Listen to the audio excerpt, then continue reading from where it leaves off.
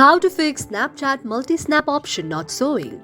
If any day you face a problem like this, then do not worry, as we have got the perfect solution for this.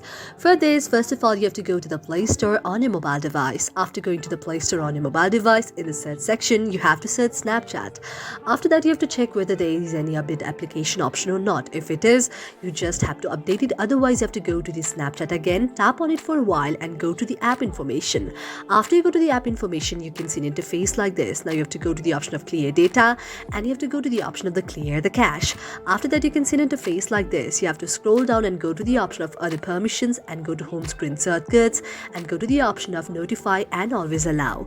After that, you have to go back and again go to the option of the app permissions. After tapping on app permission, you need to allow the permission to all, to the camera, to the contacts, to the microphone, to the nearby devices, to the telephone, to the storage and all. After that, you have to go back again go to the option of clear data and go to the option of clear the cache. And after that, you can see an interface like this again. Now you have to go to the option of delete the app data and go to the option of delete the app data like this.